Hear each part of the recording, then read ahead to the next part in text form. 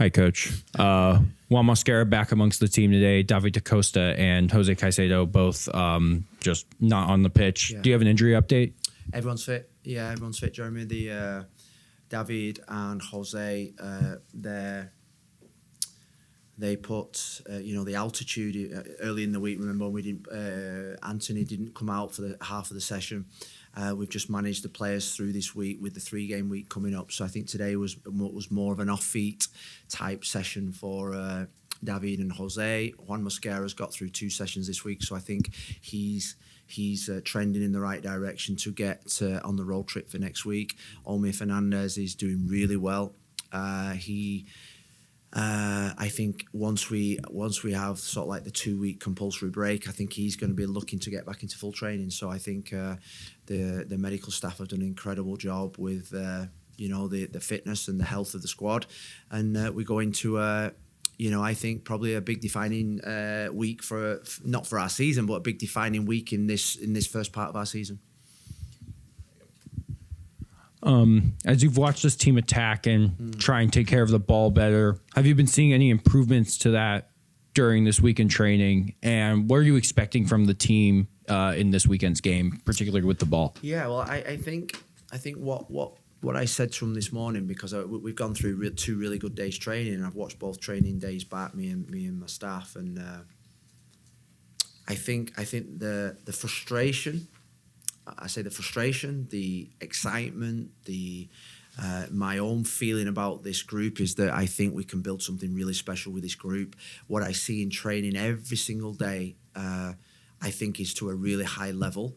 I think what we are frustrated with, what I'm sick of, is the inconsistencies. Is that if we can do it on a Tuesday, Wednesday, Thursday, Friday, and we can do it on a Saturday and then not the week after, that's where now I'm like, I've tried to protect these guys. I've tried to say we've got a young team, but in reality, it's now time to play like men. It's now time to play like men. It's now time to drop the excuses. It's now time to,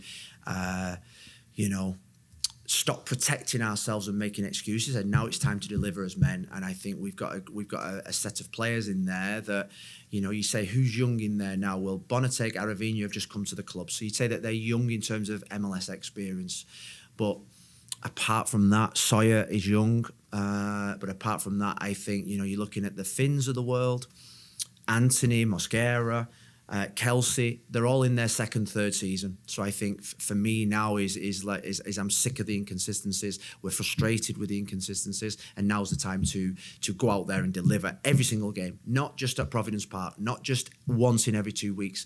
Is to become a real top player. You got to perform every single day, and you've got to perform every single game. And I think that's the big challenge now going into the rest of the season for every single one of us. Hey, Coach. How are you doing? Nice to see you. Good.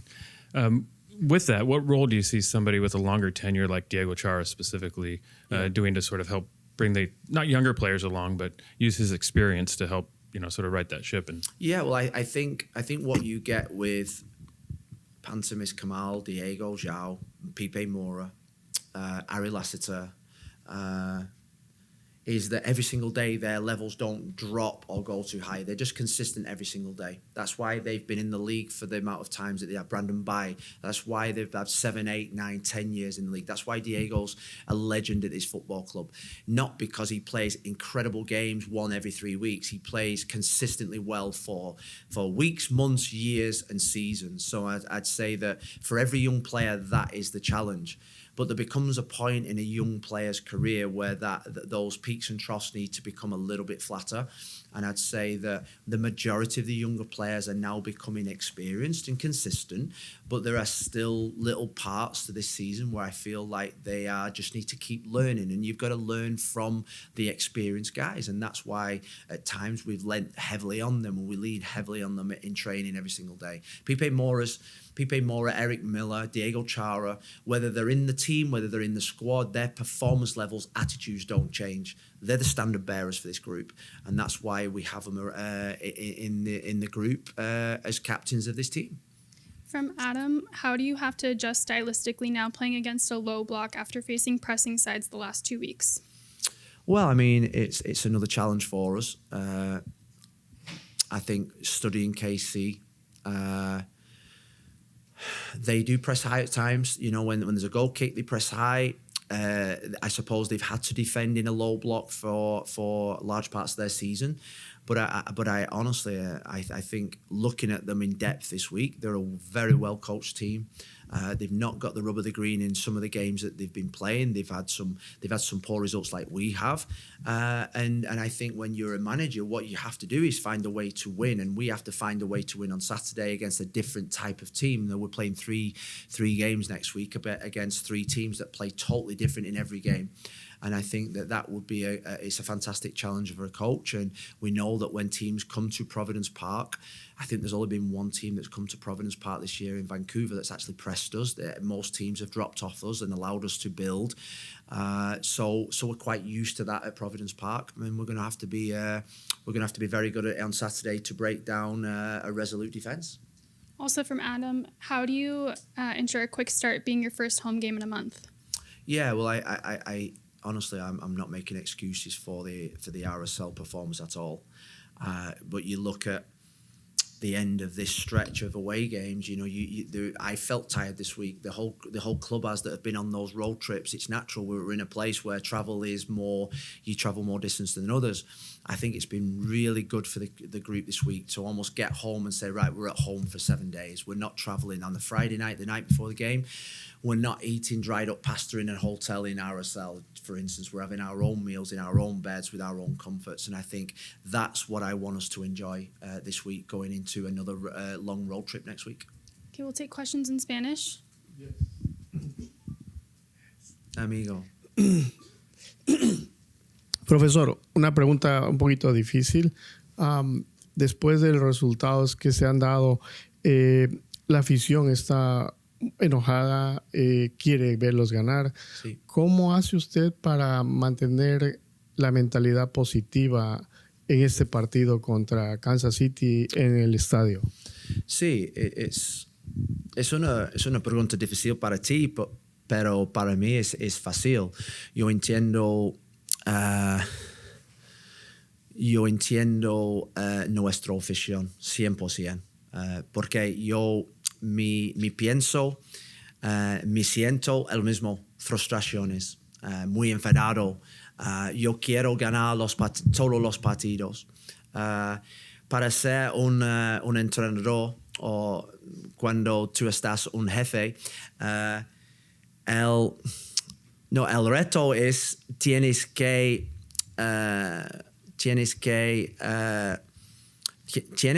estar separado con las opiniones en los sociales redes, en la televisión también.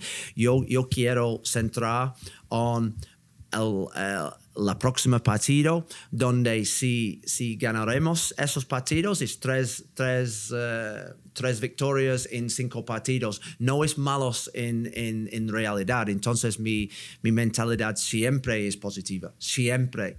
Porque mi madre y mi padre siempre, cuando me levanto por la mañana un poco cansado, mi padre siempre decía, hoy es el día para ser feliz. Hoy es el día para tener energía. Hoy es el día para ser positiva. ¿Por qué? Porque siempre hacia adelante, siempre con una mentalidad fuerte, positiva. Porque si siempre pienso en atrás, mi vida no está feliz. ¿Entiendes? Entonces, ahora centramos en el partido, la próxima partido contra Kansas City. Es un gran partido en nuestro estadio con nuestra afición y necesitamos rendir. Es muy fácil. Eduardo? Gracias. Muy. Hello, Phil. En español. Did you see the panic on her face then when I got up? Quería preguntarte acerca del partido que viene con Sporting Kansas City. ¿Lo toman como una final? ¿Saben de que si ganan este partido vuelven a meterse en puestos de clasificación? O sea, va a ser un partido bastante importante para ustedes. Sí. Yo siempre pienso no en la próxima partido, siempre próxima en los próximos partidos. Porque yo quiero 9 puntos la próxima semana. No solo 3. No solo 3 en casa y los 2 afuera de casa son difíciles. No, yo quiero 9 puntos la próxima semana. Eso es un reto. Si centramos en solo 3 puntos, es muy difícil para coger 3 puntos. Entonces, el reto para mí es muy grande. Muy grande para mí, para mi equipo, para los jugadores. Es mejor para tener un reto más grande que un reto más menos. ¿Entiendes? Entonces, para mí es una semana muy grande para esos jugadores. Para quitar los excusas y para rendir. Eso es fácil. Gracias. Thank you. Is that good?